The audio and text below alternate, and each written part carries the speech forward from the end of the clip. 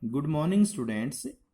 Students, in today's homework, we start chapter 9 Applications of Trigonometry.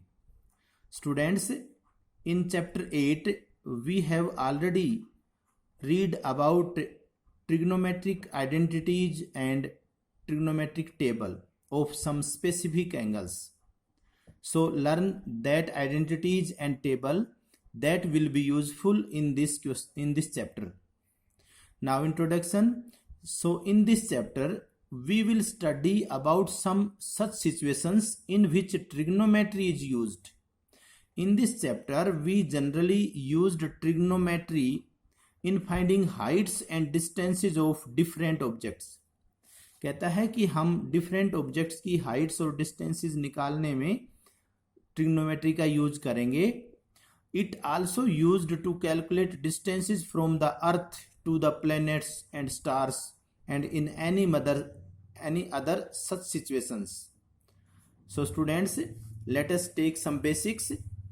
देखिए students, suppose BE is the ground and a man is standing at this position at B. Her eyes are at point A. So students, from his eyes, students, from the eyes of this person, draw a line parallel to the base, or you can say parallel to the ground. From the eyes of this person, draw a line parallel to the base, or you can say parallel to the ground.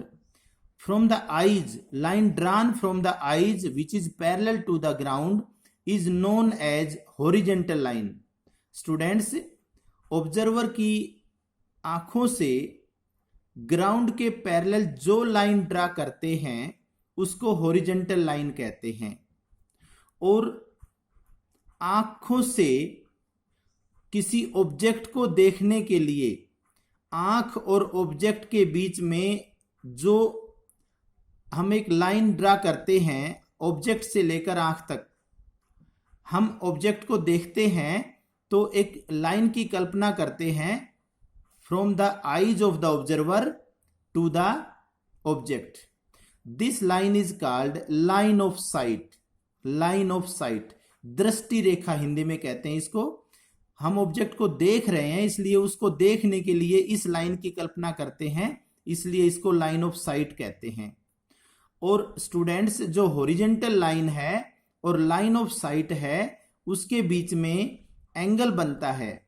Students, अगर हमारी line of site horizontal line से above है, ऊपर है, अगर हम horizontal line से ऊपर के ऑब्जेक्ट को देखते हैं तो लाइन ऑफ साइट हमारी हॉरिजॉन्टल लाइन से ऊपर चली जाएगी. और इस तरह से हॉरिजॉन्टल लाइन और लाइन ऑफ साइट के बीच में जो एंगल बनता है उसको एंगल ऑफ इलिवेशन कहते हैं. एंगल ऑफ इलिवेशन का मतलब हो गया हमारी ऑब्जर्वेशन से ऊपर की ओर जो एंगल बनेगा वो एंगल ऑफ इलिवेशन कहलाएगा. Now students,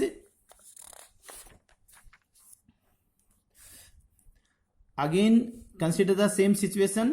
Suppose the observer is at point A and this is the ground, and from point A imagine a line parallel to the ground.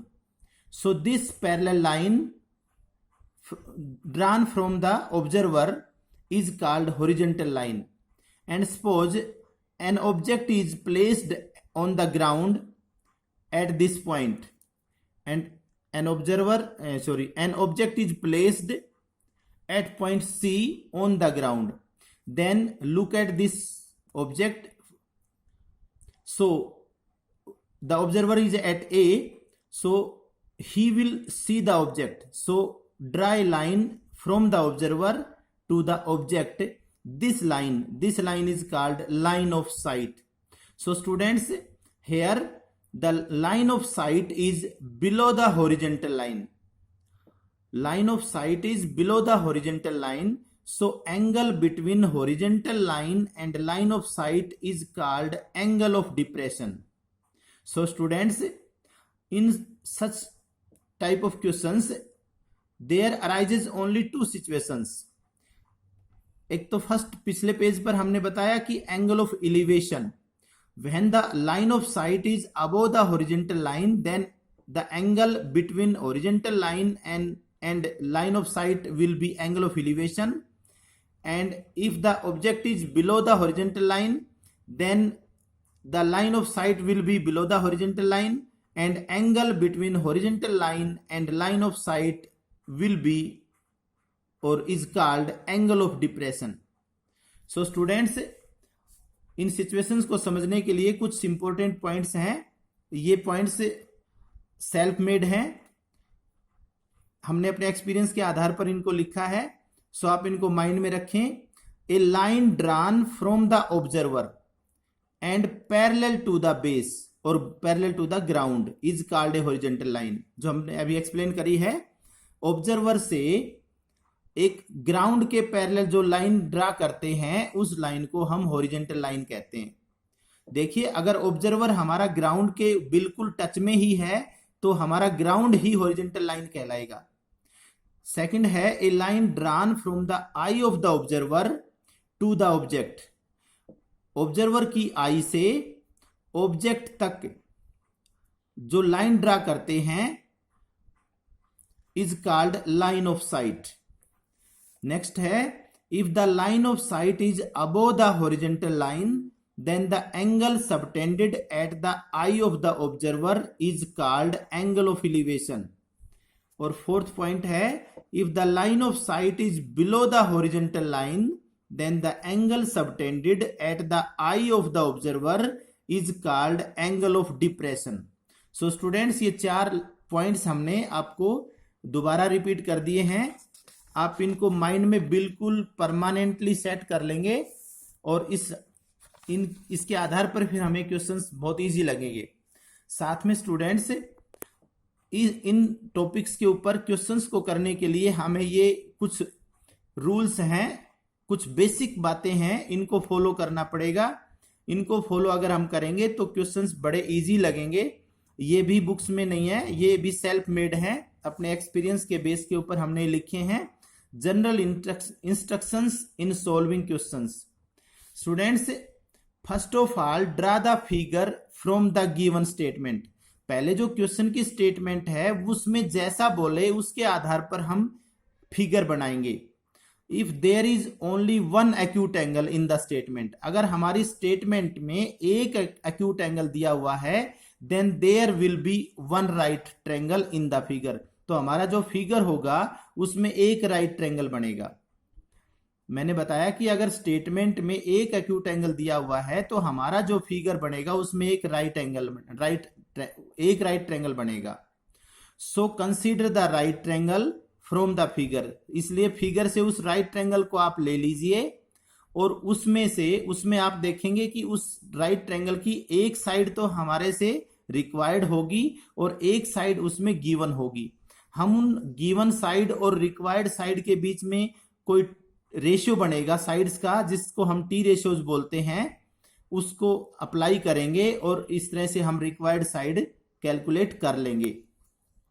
इसके बाद में कहता है, अगर there are two acute angles in the statement, अगर question की statement में दो एक्यूट एंगल दे रखे हैं तो गिवन स्टेटमेंट के आधार पर हम जो फिगर बनाएंगे उसमें हमारे पास दो राइट ट्रायंगल मिलेंगे. In these two right triangles, उन दो राइट ट्रायंगल्स में से students listen to me carefully, उन दो राइट ट्रायंगल्स में से हम पहले उस ट्रायंगल को लेंगे जिस राइट ट्रायंगल की एक साइड हमारे पास गिवन होगी. दोनों राइट ट्रायंगल्स में देखेंगे कि किस राइट ट्रायंगल की एक साइड गिवन है, हम उस राइट ट्रायंगल को पहले सोल्व करने के लिए लेंगे. अगर दोनों राइट ट्रायंगल की एक एक साइड गिवन है तो फिर आप किसी भी राइट ट्रायंगल को पहले लेकर सोल्व कर सकते हैं. With the help of that given side, जो साइड वो दे रखी है उसकी हेल्प से हम जो कोई दूसरी साइड निकाल लेंगे विच इज रिक्वायर्ड, जो या तो पूछी गई होगी और या फिर which can be used in the second triangle, या फिर वह जो रिक्वायर्ड साइड है दूसरी ट्रायंगल में काम आएगी। पहली ट्रायंगल से जो साइड गिवन है उसकी हेल्प से हम बची हुई साइड में से वो साइड निकालेंगे जो या तो रिक्वायर्ड है या फिर वो साइड दूसरी ट्रायंगल में काम आ जाए। उसके बाद सेकंड राइट ट्रायंगल को लेकर के उसमें से जो साइड रिक्वायर्ड है उससे हम सोल्व करके निकाल लेंगे।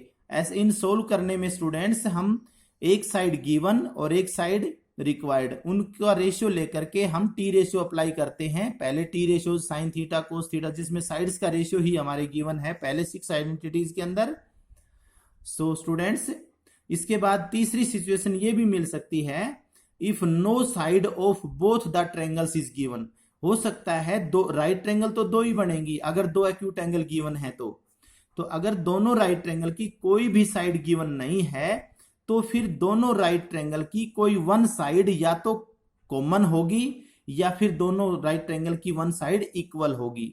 तो फिर हम दोनों ट्रायंगल से जो इक्वल साइड या कॉमन साइड है दोनों ट्रायंगल से उसी की वैल्यू निकाल लेंगे और उन दोनों वैल्यूज को फिर हम बराबर रख लेंगे और इस तरह से रिक्वायर्ड सॉल्यूशन आ जाएगा। सो स्टूडेंट्स, इन इंस्ट्रक्शंस को हम सोल्व करते हुए हम अपने एक्सरसाइज को लेते हैं। इसमें हमने एक रूल लिखा नहीं, वो हमें अभी एक्सप्लेन किया है कि अगर दोनों राइट ट्रायंगल की एक एक साइड गिवन है तो फिर आप किसी भी राइट ट्रायंगल को पहले ले सकते हैं। So students, now in exercise 9.1 बहुत इजी क्वेश्चंस हैं। देखिए, a circus artist is climbing a 20 meter long rope which is tightly stretched and tied from the top of the vertical pole to the ground।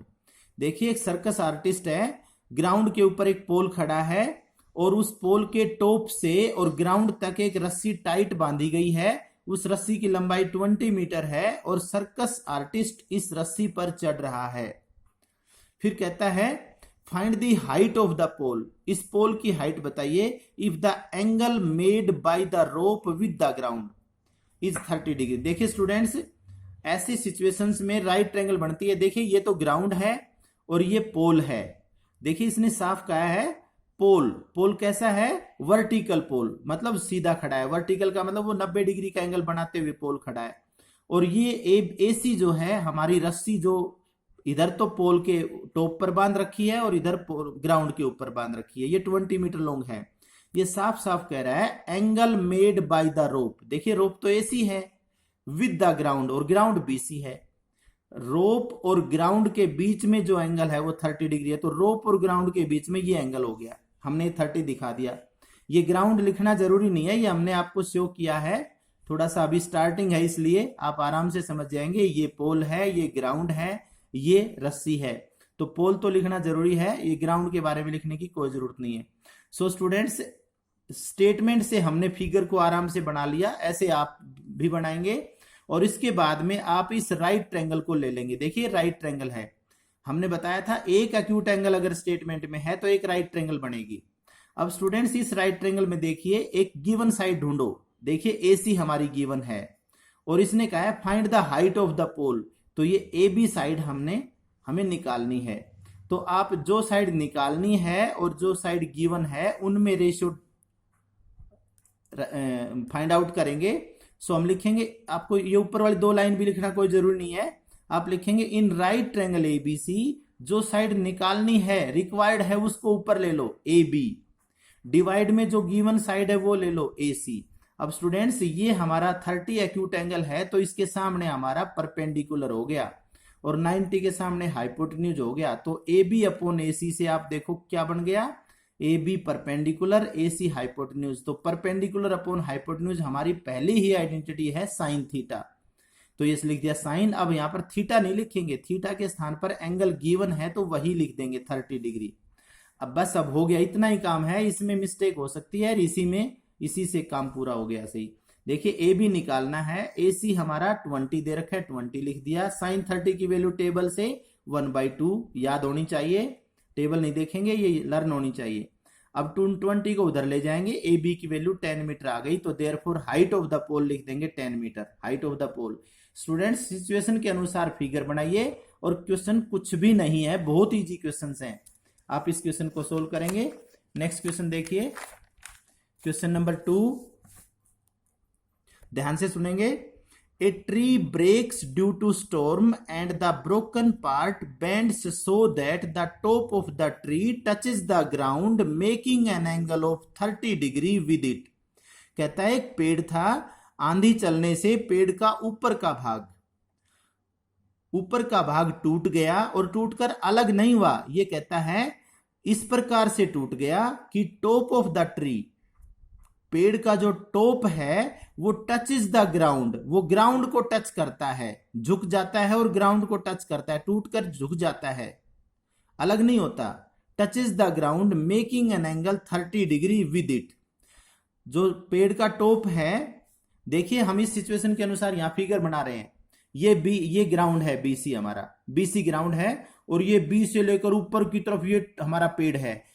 ए से ऊपर का जो हिस्सा हमने दिखाया है, मान लिया ये टूट गया और टूटकर अलग नहीं हुआ, ये मुड़ करके ऐसे आके जमीन पर सी पॉइंट पर टच हो गया। ट्री का जो टॉप है वो जमीन से, ग्राउंड से सी पॉइंट पर टच हो गया, और कहता है कि the top of the tree makes an angle 30 degree with the ground. ये पेड़ का टॉप है और ये पेड़ का टूटा हुआ हिस्सा है, और ये ग्राउंड है, दोनों के बीच में 30 डिग्री का एंगल बनाता है। The distance between the foot of the tree के फुट कहाँ है, जहां से तना, फुट पैर foot of the tree B पर है। The distance between the foot of the tree to the point where the top touch is the ground. कहता है ट्री के फुट से वह पॉइंट जहां पर पेड़, ट्री का टॉप ग्राउंड को टच करता है, उनके बीच का डिस्टेंस इज 8 मीटर।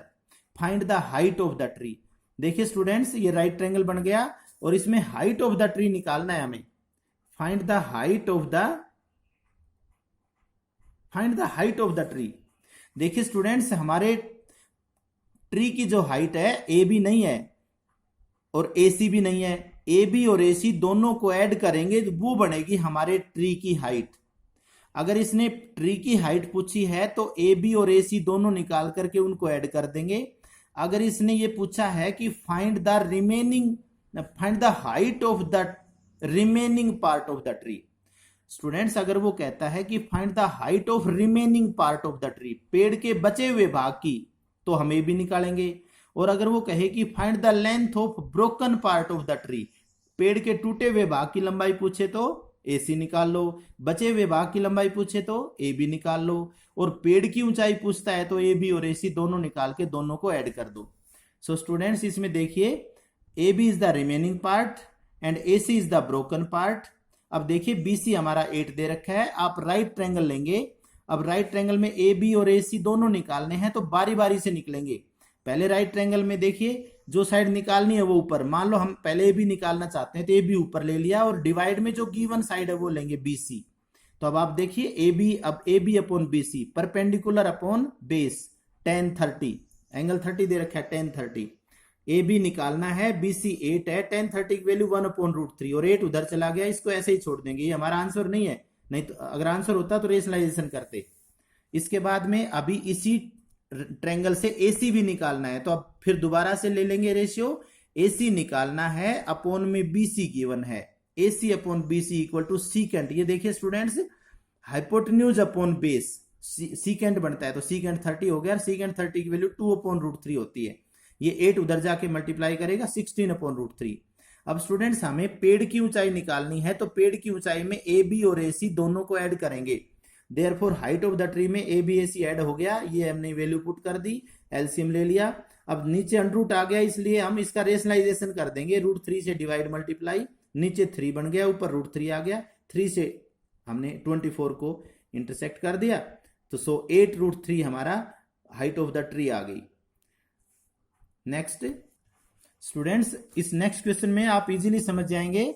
एक कॉन्ट्रैक्टर है, एक पार्क के अंदर बच्चों के लिए स्लाइड बनाना चाह रहा है। वो छोटे बच्चों की जो स्लाइड है, वो कहता है कि छोटे बच्चों के लिए जो स्लाइड है वो 1.5 मीटर ऊंचाई की बनाना चाहता है और उनका एंगल ऑफ इंक्लिनेशन 30 डिग्री होना चाहिए। और वेयर एज बड़े बच्चों के लिए जो स्लाइड बनाना चाहेगा उसके लिए कहता है स्लाइड की हाइट 3 मीटर होनी चाहिए और एंगल ऑफ इंक्लिनेशन 60 डिग्री होना चाहिए। What would be the length of this slides in each case? दोनों केस में स्लाइड की लंबाई निकालनी है। देखिए आपको पता है, पहले छोटे बच्चों के लिए हमने यहां पर लिख दिया slide for children below age 5 years, 5 साल से छोटे बच्चों के लिए स्लाइड है। ये ग्राउंड है बीसी, नहीं सॉरी ए बी ग्राउंड है और बीसी क्या है? हाइट। हाइट तो स्टूडेंट परपेंडिकुलर ही होती है, सो ये परपेंडिकुलर का निशान दिखाएंगे 90 का, और ये बीसी हाइट होगी स्लाइड की 1.5, और ये क्या हो जाएगी? ये हमारी स्लाइड हो जाएगी। ये 30 डिग्री का एंगल बना रही है। ये जो स्लाइड है ये ग्राउंड से 30 डिग्री का एंगल बना रही है। दूसरे में स्टूडेंट्स हमारी ये बीसी डी तो ग्राउंड है और ईएफ है हमारा स्लाइड की हाइट, वो 3 मीटर दे रखी है, और कहता है जो ये जो स्लाइड है एफ डी, ये जो स्लाइड है ये ग्राउंड के साथ 60 डिग्री का एंगल बना रही है। बड़े बच्चों की स्टिक स्लाइड है, खड़ी स्लाइड है, छोटे बच्चों की इजी स्लाइड है। सो हमने ये दोनों लिख दिए हैं।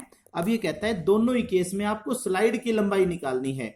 सो स्टूडेंट्स इसमें क्या करेंगे हम? इन राइट ट्रायंगल एबीसी आप एसी निकालना चाहेंगे तो एसी ऊपर ले लेंगे, बीसी गिवन है वो नीचे ले लेंगे। एसी अपॉन बीसी, देखिए साइन का उल्टा बनता है कोसिकेंट, और एंगल 30 डिग्री है तो AC upon BC cosecant 30। BC की वैल्यू 1.5 पुट कर दी, ये 2 होता है, इधर चला गया और ये 3 मीटर आ गया एसी। छोटे बच्चों की स्लाइड की लंबाई हो गई 3 मीटर। अब बड़े बच्चों के लिए इस राइट ट्रायंगल में इस बड़े बच्चों की स्लाइड है डीएफ, वही निकालना है, तो डीएफ अपॉन में ये जो गिवन है डीएफ अपॉन ईएफ, ये भी कोसिकेंट ही बनेगा साइन का रेसिप्रोकल। कोसिकेंट इसमें एंगल 60 है तो 60 लगा दिया। कोसिकेंट 60 की वैल्यू टेबल से लिखी, लेकिन टेबल लर्न होनी चाहिए। ये ईएफ 3 है, 3 उधर चला गया, और इसका फिर हमने क्या किया? चाहे तो रेशनलाइजेशन कर लो, चाहे ये √3 है ये 3 है, तो 3 को ही हमने √3 इंटू √3 लिख दिया, क्योंकि √3 इंटू √3 को मल्टीप्लाई करें तो 3 होता है, वो इसलिए लिख दिया कि √3 कट जाएगा, एक 2√3 आ गया। आप यहां भी छोड़ सकते हैं, और √3 की अगर वैल्यू पुट कर देंगे डेसिमल में तो ये मल्टीप्लाई करने के बाद ये भी आ जाएगा। ये हमारी जो बड़े बच्चों की स्लाइड है उसकी लंबाई आ गई। सो स्टूडेंट्स इस तरह से क्वेश्चन 4 और 5 बिल्कुल हमारे क्वेश्चन नंबर 1 2 3 हैं, इसी तरह के हैं, ये आप खुद करेंगे। यहां तक का काम आपको फेयर नोटबुक में करना है, 4 और 5 क्वेश्चंस को खुद करना है। और इसके बाद स्टूडेंट्स कहता है कि सारे बेसिक्स, ये जो हमने जनरल बातें बताई हैं इनको अच्छी तरह से लर्न करें ताकि क्वेश्चन हमारा इजीली कर सकें। और इसके 3 इस टाइप के एग्जाम्पल नंबर 1 2 3 उनको आप खुद प्रैक्टिस करेंगे। और स्टूडेंट्स ये बेसिक नोट है कि इसके हिसाब से ही आप अपनी प्रैक्टिस करना। Okay students, thanks.